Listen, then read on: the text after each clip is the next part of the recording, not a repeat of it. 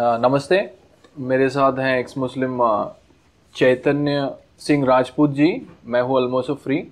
और हमने सोचा कि दार्शनिक और जो फिलोसॉफिकल एस्पेक्ट्स हैं इस्लाम के, उस पे हम थोड़ी बातचीत करें।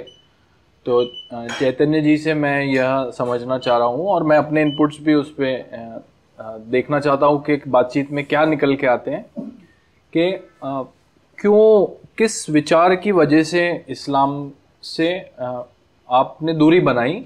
और क्योंकि उसमें आपको इतनी अच्छी चीज़ें बाद में वो बता रहे हैं कि जन्नत और जहन्नुम में आपको जो चाहिए वो दिया जाएगा। इवन यहाँ पे भी आपको एक तरह का अथॉरिटेटिव जो कंट्रोलिंग पोजीशन है मर्दों को स्पेशली, वो दी जाती है।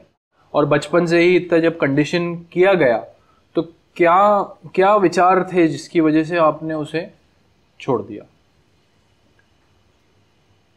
देखिए, ये सब जो आपने अभी सवाल किए हैं, जहाँ तक मैं अपनी जीवनी लगभग सभी लोगों को बता चुका हूँ। मेरी जो आस्था रही वो तो बचपन से ही रही है। और जहाँ तक मैं समझता हूँ, इस्लाम की जो कट्टरता है, जो रूढ़िवादिता है, जो अंधविश्वास है, ये सब बातें अब लोगों को समझ में आ रही है। एक लालच दिया जाता है आपको जन्नत का, कि वहां आपको 72 हूरें मिलेंगी, अल्लाह खुद शराब पिलाएंगे, मतलब जो भी तमाम ऐशो आराम जो वहां बताए गए हैं, वो एक लालच और ये जन्नत को पाने की एक खुशी मन में मुस्लिमों के अंदर रहती है कि हम मरे तो हमको जन्नत मिले। और इसी चीज को वहां जहन्नुम में, कि अल्लाह के खिलाफ, अगर इस्लाम के खिलाफ अगर एक, वो क्या बोलते हैं उसको, नुक्ता भी आप इधर से उधर नहीं कर सकते। अगर किया तो आपको जहन्नुम में जाना पड़ेगा, जहन्नुम की आग में जलना पड़ेगा। क्या बोलते हैं, गर्म पानी, फोड़े के अंदर से जो पीप निकलता है वो पीना पड़ेगा, न जाने क्या क्या जो है। तो वो एक डर, एक तरफ तो जन्नत में, जन्नत की अच्छी अच्छी बातों को बताकर आपके अंदर खुशी और आपको प्रोत्साहित किया गया कि आप इस्लाम के प्रति और इस्लाम में जो लिखी हुई बातें हैं उनको लगातार फॉलो करते रहें। दूसरी तरफ वो जो डर बताया गया है, तो जी ये जो लोग अभी भी जो इस्लाम से दूर होने में जो डर रहे हैं, तो ये वो वाला डर है। कौन सा? वो पीप ना पीना पड़ जाए।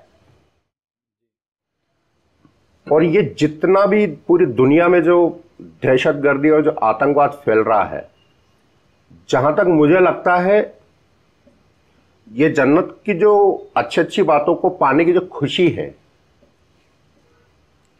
क्योंकि ये समझा दिया जाता है कि तुम तो पैदा ही मरने के लिए हुए हो, जिहाद के लिए हुए हो, और इस्लाम के लिए ही, अल्लाह के लिए ही तुम्हें अपने आप को कुर्बान करना है। और जिस दिन तुमने ऐसा कर लिया, उस दिन, उसके बाद तुम्हारा जो जीवन है ये तो कुछ नहीं है, ये तो औपचारिकता है जिसको तुम पूरी करने आए हो। असली जीवन तो बाद में शुरू होगा और वो जन्नत में ही पूरे मजे आपको मिलेंगे।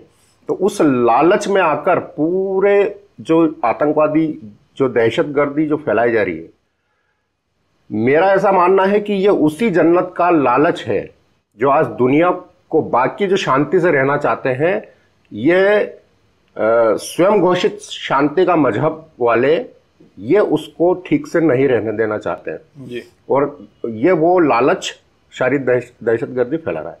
और जो जहन्नुम का जो डर है, उस डर ने कुछ लोगों को रोक रखा है। कुल मिलाकर एक अंधविश्वास, वही बात आ जाती है कि ये जो कुछ भी है इनका मनगढ़ंत है। जिस तरह से सनातन में प्रमाण है हर बात के, अगर यहां कोई प्रमाण हो तो उस बात को माना जा सकता है, लेकिन यहां प्रमाण की बात आप कर ही नहीं सकते। अल्लाह ही वो प्रमाण, अल्लाह के शब्द ही प्रमाण है, कुरान में लिखा है। तो आप को और क्या चाहिए जी। इसमें एक मनोवैज्ञानिक दृष्टि भी है, जो साइकोलॉजिकल एस्पेक्ट हम कहते हैं कि व्यक्ति हमेशा अच्छे की तरफ जाना चाहता है और बुरे से दूर जाना चाहता है। हाँ, तो उसी तरह वो कहते हैं हक अच्छा सही ये है कि कुरान को माना जाए, और कुरान जो नहीं करता है वो गलत हो जाता है, तो सही गलत के मायने वो उस तरह से निकालते हैं। उसी तरह जन्नत में जो अच्छी चीज़ें हमें चाहिए तो यहाँ पे आपको मिल जाएगी, और जो बुरी चीज़ों से आप डरते हैं वो यहाँ मिलेगा।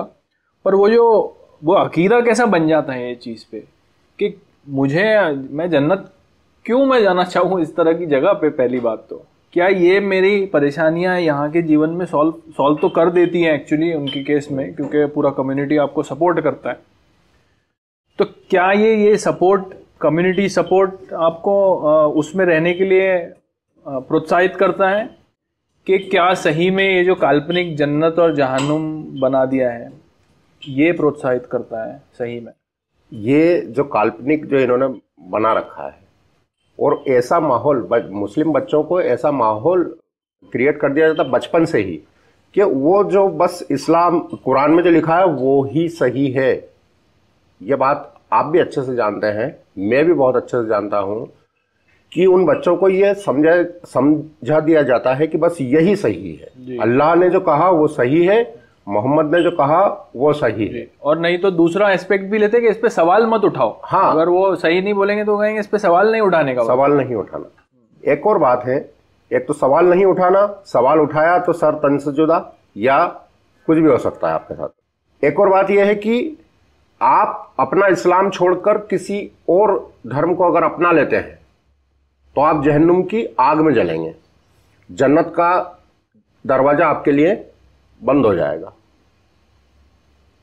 लेकिन जब कोई मुस्लिम किसी हिंदू या क्रिश्चियन को या किसी दूसरे को इस्लाम में लेकर आता है तो सारे लोग उसकी वाहवाही करते हैं और कहते हैं कि तेरे लिए जन्नत का दरवाजा खुल गया है। यानी जो काम आप एक तरफ, मतलब कुल मिलाकर बात यही है कि इस्लाम के खिलाफ और अल्लाह के खिलाफ काम करने वाला सीधा वहां जाएगा फोड़े का पीने और गरम पानी पीने और पता नहीं क्या क्या जो वहां गंदा गंदा दिया है वो सबको आपका उसका सेवन करना पड़ेगा। ये एक डर है, कुल मिलाकर अंधविश्वास है जी। तो आपको ऐसा सवाल नहीं आता अभी कि मरने के बाद, या पहले आया होगा कि मरने के बाद क्या होगा, मरने के बाद क्या होगा, और आप उसको पहले किस तरह से जवाब देते थे और अब आपका नजरिया या दृष्टिकोण क्या है? नहीं, मरने के बाद मैं तो ऐसा मानता हूं कि शायद अगर कुछ बाकी रह जाएगा तो मैं तो चूंकि सनातन को मानने वाला हूं, इसलिए हो सकता है कि मुझे फिर से ईश्वर मनुष्य रूप में भेज दे, मेरा फिर से जन्म हो जाए और फिर मैं कुछ अच्छा करूं आकर इस दुनिया में। जो भी ये पुनर्जन्म की बातें तो खैर इस्लाम वाले तो मानते नहीं है, वो तो बस जो आया है इसको औपचारिकता को पूरी करो और मरने के बाद जो भी इस्लाम के लिए अल्लाह के लिए आप अच्छा कर सकते हो कुर्बान हो जाओ, फिर जो भी है मरने के बाद उनकी कहानी शुरू होती है। मेरे साथ में तो ऐसा कुछ मैंने पहले कभी सोचा भी नहीं था जो आप पूछ रहे हैं मुझसे जी। आपको कभी चिंता नहीं हुई कि मरने के बाद मेरे साथ क्या होगा? नहीं। एक्चुअली देखा जाए तो जो कर्म का सिद्धांत है जिसपे पुनर्जन्म भी आधारित करते हैं, तो वह इस्लाम में भी है, इन द सेंस कि आप यहाँ पे जो आप कर्म करेंगे वही कर्मों का फल आपको इसके ये जीवन के बाद मिलेगा। पर वो उसको सिर्फ एक बार ही उन्होंने कर दिया है, उसके आगे उसको उन्होंने बढ़ाया नहीं है, और फिर वहां पे जन्नत में ही होगा, और फिर बस वहां से फिर आपको आगे कुछ करने की आवश्यकता नहीं है। तो वो उतना उसको संकुचित बना देते हैं, उसको कंटिन्यू नहीं रखते कि आपकी जो जीवनी है वह चलती रहेगी आपके कर्मों के आधार पर, आगे भी बढ़ती जाएगी। मतलब हम ये मान सकते हैं कि जो इस्लाम और इस्लाम को मानने वाले जितने भी लोग हैं मुस्लिम, उनका जीवन सिर्फ जन्नत और जहन्नम बस इसी पर आधारित, यहीं इससे शुरू और यहीं पर खत्म, यही तो आधार है। और क्या है भी क्या, यह भी तो एक कठिनाई है कि अगर दुनिया इतनी आगे जा रही है तो फिर ये लोग उससे बाहर निकल कर क्यों नहीं सोच सकते? जी, ये भी प्रश्न तो है, पर अकीदे का फिर अर्थ क्या हुआ? और अल्लाह ने जो बोल दिया है, अल्लाह ने जो एक बार लिख दिया है, बता दिया है, तो आप उसको अब किस तरह बदलेंगे, यह भी एक कठिनाई है। उसकी वजह से अदरवाइज जो हम बात करें कि स्पिरिचुअली बैंकरप्ट है, आध्यात्मिक रूप से उसमें कुछ है ही नहीं। तो आपको अगर कुछ करना है या इस्लाम क्यों मानना है, तो ये दो ही पोल है कि ये करने से यहाँ पहुंचोगे, ये नहीं करने से यहाँ पहुंच जाओगे। यह दो ही पूरे पिलर है जिसपे पूरा जो तरह का इस्लाम और जो इल्यूजन है उसका वो पूरा स्थापित किया है उन्होंने, ये दो पिलर्स के, हेवन और हेल के। और आपको ऐसा नहीं लगता कि ये जो रूढ़िवादिता है इनको अब शायद छोड़ने का समय आ गया है? अब अपने बच्चों को पूरी तरह, जो अभी भी नहीं कर रहे हैं अपने बच्चों को शिक्षित, उनको शिक्षित करना चाहिए। एक दुनिया के साथ में कदम से कदम मिलाकर चलना चाहिए। आप अपने आप को शांति का मजहब बताते हैं और पूरी दुनिया देख रही है आपकी अशांति, आपकी असभ्यता, सब कुछ जो सामने नजर आ रहा है। तो ये सब छोड़ के और आप दुनिया के साथ में मिलकर क्यों ना इस दुनिया को और भी सुंदर बनाने की कोशिश करें। यहाँ शांति सही मायने में स्थापित करने की क्यों नहीं कोशिश की जाती? वो तो सही बात है आपकी कि समय तो बहुत पहले ही चला गया ये रूढ़िवादिता छोड़ने का, जो उनकी कट्टरपंथी है। पर फिर बात वही उठती है कि क्यों वह व्यक्ति उसमें चला जाता है। अभी हमारे पास दो दृष्टिकोण हैं। एक तो यह कि उसका समाज उसको बचपन से उसमें कंडीशन कर देता है तो वो उससे बाहर नहीं निकल पाता। दूसरी बात यह है कि उसका डर स्वतः का, कि वो जिस तरह से माहौल देखता है अपने आसपास, वो माहौल का डर उसके अंदर होता है। तीसरा उसकी स्वतः की इच्छा है कि वो स्वतः ही उसमें फंसे रहना चाहता है, उससे बाहर नहीं निकलना चाहता है। तो हम एक अगर उसके लिए उदाहरण ले कि अगर कोई नीचे गिर रहा हो खाई से और आप वहां पहुंच गए, आप देख रहे कि गिर रहा है, तो पहले तो उसे निर्धारित ये करना है कि वो बचना चाहता है। आपको भी ये निर्धारित करना है कि आप उसे हाथ दें, आप उसे बचाएं। फिर वो डिसाइड करे कि मैं इसके लिए कुछ करूं, अपना हाथ बढ़ाऊं। फिर आपको भी निर्धारित करना है कि मैं अपना हाथ आगे इसको बढ़ा के पकड़ूं, और फिर खींचा तानी जो होनी है वो होनी है। तो अब इसमें हम इस्लाम को कितनी जगहों से पकड़े ये समझ नहीं आ रहा है ना। कि आप बोले इस्लाम में तकलीफ है, तो फिर जिम्मेदारी मुसलमान की जिम्मेदारी का क्या, व्यक्तिगत जिम्मेदारी का क्या है ना। और अगर आप मुसलमान को छोड़ दें तो फिर इस्लाम को, वो तो सिर्फ एक दृष्टिकोण है बस। किताब तो कुरान अगर यहाँ रखा है तो वो यहाँ पे सबको थोड़ी रेडिकल बना देगा। कोई उठा के उसे पढ़ेगा तभी। समझ रहे हैं आप मैं क्या कहना चाह रहा हूँ? और अगर उसका अनुवाद करके पढ़ेगा तो ज्यादा अच्छा रहेगा। मैं तो ये कह रहा हूँ कि आज भी जो जितने भी लोग कुरान को पढ़ते हैं जी, उसको बजाय अरबी के अपनी भाषा में उसका अनुवाद करके पढ़े तो शायद पता चलेगा कितनी अच्छी किताब है जी। तो एक बात बताइए कि वो मैं समझा आपकी बात कि ज़्यादा लोगों को उसमें किस तरह की अतार्किक बातें हैं वो जब वो देखेंगे तो सामान्य रूप से जो सोचने वाला कॉमन सेंस जिसको है वो निकल जाएगा। पर जो जैसा अरबिक कंट्रीज़ हैं, मिडिल ईस्टर्न कंट्रीज जहाँ भाषा ही अरबी है, जो उसका अर्थ समझते हैं, जो इतने सारे मुल्ला मौलवी हैं जो उसका अर्थ समझते हैं, तो वो क्यों नहीं उससे? वहाँ भी तो चेंज नज़र आ रहा ना। पूरी दुनिया में जो अपन चेंज देख रहे हैं, सनातन के प्रति जो लोगों का आकर्षण बढ़ रहा है, तो ये चीज़ अब वहाँ जहाँ से इस्लाम निकल कर आया वहाँ पर भी नज़र आने लगा है। वहाँ अभी शायद कोई मंदिर वगैरह का भी सुन रहे हैं, और वो लोग यहाँ आकर भी जिस तरह से पहले जिस तरह से मतलब कोई चीज़ उनके अंदर ऐसे नज़र नहीं आती थी, वो अब थोड़ा वहाँ भी सुधार होने लगा है। तो जहाँ से ये निकल कर आया है इस्लाम, वहाँ भी अगर अब चेंज हो रहा है तो ये बहुत अच्छा संकेत है। चाहे थोड़ा ही है लेकिन एक संकेत है। और जो हमारे जो महादेव हैं वो तो परिक्रमा ही उन्हीं की कर रहे हैं ना, वहाँ के लोग ऐसा कहते हैं। पर अभी उसका प्रमाण, इस्लाम के अंदर परिक्रमा का कोई रोल नहीं है, वो सिर्फ वही है वो जो।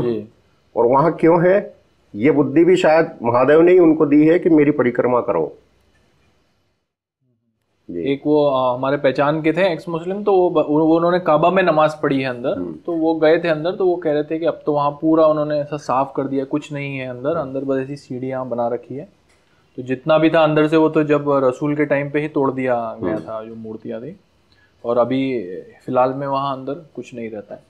तो आप जो एजुकेशन की बात करें, अगर हम भारत के परिप्रेक्ष्य में लें तो ये कुरान की जानकारी नई पीढ़ी को, दोनों समाज के, हिंदू समाज के, मुसलमान समाज के, गैर मुसलमान समाज के जो भी हो, उन तक किस तरह पहुंचा सकते हैं, किस प्रकार से उसकी पढ़ाई कराएं? क्योंकि हम एक तरफ हम कह रहे हैं कि मदरसे बंद होने चाहिए, वो हम कहते हैं कि क्योंकि उसमें मायने नहीं बताए जाते और वहाँ कट्टर बना दिया जाता है बच्चों को, इस तरह की बातें सिखाती। पर जब आप कुरान पढ़ाने लगे लोगों को, तो वह किस तरह से उन तक वो बात पहुंचाई जाएगी, कैसा किया जाएगा वो? कुरान के बारे में समझाने के लिए जी, मतलब जैसा आप कह रहे हैं कि कुरान के मायने पढ़ने चाहिए, है ना, और नई पीढ़ी को भी अगर हमें सतर्क करना है तो उन्हें बताना चाहिए कि देखिए ये कुरान में ये बात कही जाती है, तुम्हारे बारे में ये कही जा रही है, तुम्हें पता नहीं पर तुम्हारे बारे में ये बात कही जा रही है। पर उसमें उसको पहुंचाना की क्या विधि होनी चाहिए, कौन उसको लेगा, या क्या स्कूल में उसे पढ़ा सकते हैं, या उसके लिए कुछ कार्यक्रम चलाने चाहिए, या उसके पीछे की पिक्चर बन सकती है, या किताबें लिखी जानी चाहिए? देखिए, ये सब तो शायद पता नहीं कब होगा। अभी फिलहाल तो गूगल है पास में अपने, अपन चाहें तो वहाँ पर भी देख सकते हैं। फिर उसके बाद में हिंदी में भी अब अवेलेबल है। वहाँ जो लोग पढ़ना चाहते हैं और जो अपने इस्लाम की हकीकत, कुरान की हकीकत जानना चाहते हैं, वो खुद और जानना चाहिए। अंधेरे में क्यों रहें? हमारा जीवन है, हमारा जो भी धर्म है, उसके बारे में हमको पूरी जानकारी होना चाहिए कि वो अच्छा है या बुरा है, वो मानवता का पाठ पढ़ा रहा है या राक्षस बना रहा है, इसकी जानकारी होना चाहिए। और जो युवा पीढ़ी है, जो मुस्लिम बच्चे हैं, मैं तो स्पष्ट कहता हूं, उनको कुरान को पूरा डिटेल में अपनी भाषा में पढ़कर देखना चाहिए और सच्चाई जानना चाहिए कि हमें क्या आदेश दिए गए हैं, क्या उससे शांति स्थापित हो सकती है कभी, ये स्पष्ट हो जाएगा। एक एक बच्चे को पढ़ना चाहिए, जो जितने भी बच्चे हैं और जो पहले पढ़ चुके हैं कुरान, वो भी फिर से पढ़ें उसको और अपनी भाषा में पढ़कर देखें। उसके बाद खुद ही फैसला करें क्या सही है क्या गलत है, और जो सही है उसको चुन लीजिए, जो गलत है उसको छोड़ दीजिए। जी, तो वो सही गलत के मापदंड कौन लगाएगा फिर? यह वो खुद ही करे ना। इतनी समझ तो मनुष्य में होती है ना, वो ये फैसला नहीं कर सकता कि यार ये जो लिखा है, यार ये ऐसा क्यों है, ये गलत क्यों, आज हमको गलत क्यों लगा, हमने भी तो कहीं ना कहीं पढ़ा है ना, उसको पढ़ के देखा है।